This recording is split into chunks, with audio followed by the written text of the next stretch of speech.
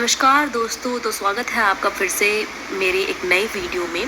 अभी एक छोटा सा शॉर्ट वीडियो मैंने आपके साथ शेयर किया था, ये जस्ट उसी के ही फुल वीडियो है।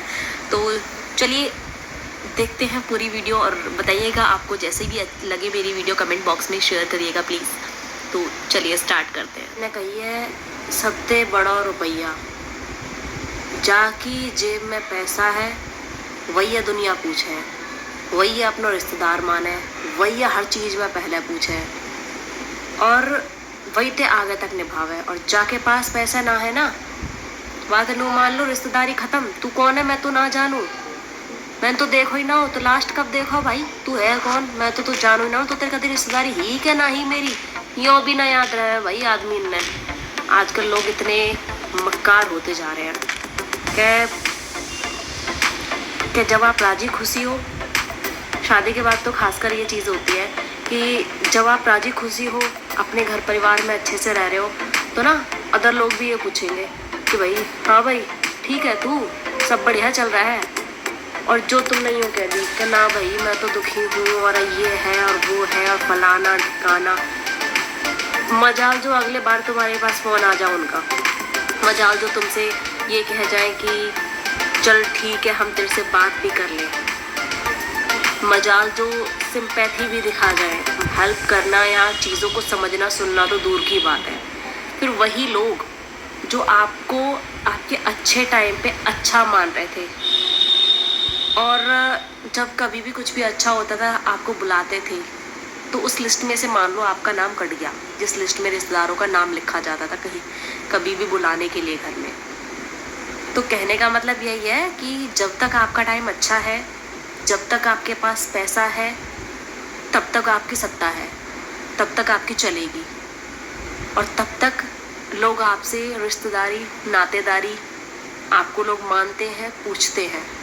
और नहीं तो बाबा तुम्हारी जेब में पैसा ना है और तुम दुखी हो बहुत ज़्यादा, चाहे वो किसी भी तरीके से मान लो, खासकर जब आपकी लड़ाइयाँ चल रही हैं तब तो लोग आपको बिल्कुल जैसे दूध में से मक्खी होती है ना, इस तरीके से निकाल देते हैं। और आने दो आपका अच्छा टाइम, वही लोग आपसे अच्छे से ट्रीट करेंगे एकदम।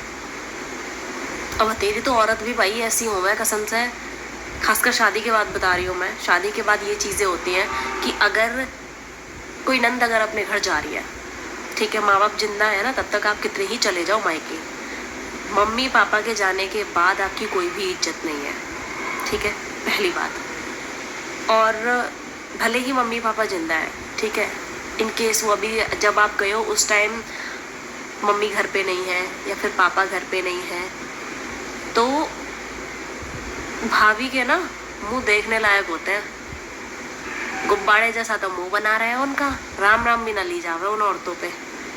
और वही जो ऐसे ट्रीट करती है अपनी नंदू को देख के, अपनी नंदों को देख के जो इस तरीके से मुंह बनाती है, वो ये चाहते हैं कि जब मैं अपने घर जाऊं तो मेरी भाभियां मुझे खाट पे बैठ के पूछे, मैं बेड पे बैठी रहूं, हाँ जी पानी लाओ, खाना लाओ, कपड़े लाओ, ये करो वो करो वो करो। वो चाहते हैं हमारे ऑर्डर हर कोई फॉलो करे। उनकी मम्मियाँ भी फिर ये कहती है अपनी बहुओं से, भाई मेरी बेटी ना इतने टाइम बाद आई है और चाहे 6 महीने रहे चाहे साल रहे, इसकी एक एक बातें सुननी है।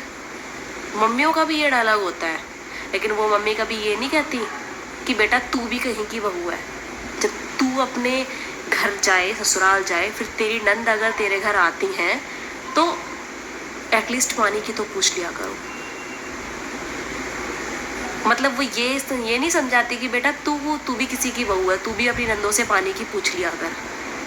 पर नहीं, अपनी बहू अपनी बेटी जब अपने घर आए तो रानियों की तरह रखना है। लेकिन जब वो बेटी किसी के घर की बहू बन गई है और जब वहाँ उनकी नंद आ रही है घर में, तो उनका मुंह देखने लायक हो जाता है। उनके रिश्तेदार आते हैं तो लड़की का मुंह सड़ जाता है उस बहू का, और जब अपने मायके वाले आते हैं तो भाई इतनी खुशी, अनंत खुशी, भैया क्या सोना चांदी मिल गया हो जैसे उसे पता ना। तो ये है आजकल के हाल। मतलब ये मान लो कि मायके जाने तक का मन नहीं करता लोगों का, ऐसी स्थिति हो गई है आजकल। हम तो फिर भी नहीं जाते, हमारा तो बहुत ही ज़्यादा पास है। लोगों के मतलब ऐसी कोई भी लड़की नहीं है शायद जो जाना ना चाहे अपने मायके, लेकिन स्थिति इतनी ख़राब हो गई है आजकल लोगों की कि चाह के भी नहीं जा सकते आप। उनके मुंह देख देख के ना, चाहे आपकी गलती हो या ना हो, चाहे कुछ हो या ना हो, किसी किसी की ना आदत होती है मुंह बनाने की, कि जब कोई सामने आए या फिर घर में आए तो मुंह बना लो। मुंह सड़ा लोगे तो सीधी सी बात है, कोई तुम्हारे घर आएगा ही नहीं। तो उनमें से होते हैं कुछ, हम इस वजह से ही नहीं जाते। तो उसी की वजह से मैंने बोला कि कुछ कुछ ऐसी भी होती हैं जिसकी वजह से ना लड़की अपने मायके जाना छोड़ देती है हकीकत में।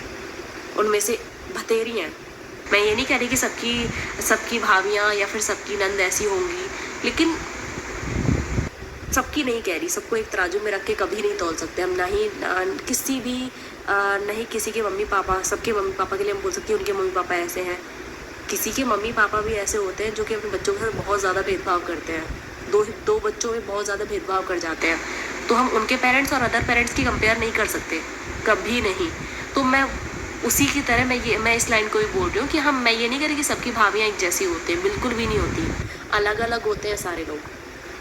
जिनकी अच्छी है भाई, बहुत अच्छी बात है, बहुत बहुत बहुत अच्छी बात है। नसीबों से मिलते हैं ऐसे ही भाभियाँ कि आप उनके यहाँ ज़िंदगी भर जा पाओ, बैठ पाओ, उठ पाओ, अपने मन की बात शेयर कर पाओ। वरना ऐसी होती हैं जो रो के पूछती है, हंस के उड़ाती हैं। ऐसी हैं, क्या ही कहें अब उनके बारे में। आप उनसे एक बात शेयर नहीं कर सकते। जलती है, फुकती हैं देख देख के लोग तुम्हें। तुम्हारी कुछ भी तुमने कह दिया अच्छी चीज़, तुम्हें देख देख के फूकेंगी मन ही मन में।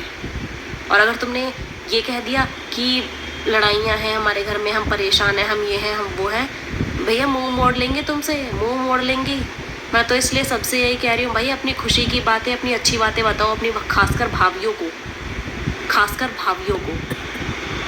वरना ये पलट के तक नहीं देखती। आपका मायके जाना दुश्वार हो जाएगा, ये मान लो। कमेंट करके बताओ भाई, कौन कौन मतलब इन सारी चीज़ों को लाइफ में फेस कर चुका है, किस किस के साथ ये सारी चीज़ें हुई हैं, किस किस ने ये सारी चीज़ें देखी हैं। क्योंकि मैंने तो लाइव ये चीज़ें देखी हुई हैं। मैंने तभी ये चीज़ें शेयर कर रही हूँ आपके साथ, क्योंकि मैंने ये सारी चीज़ें देखी हुई हैं। तो कमेंट करके प्लीज़ बताएं कि किस किस ने ये चीज़ें देखी हुई हैं।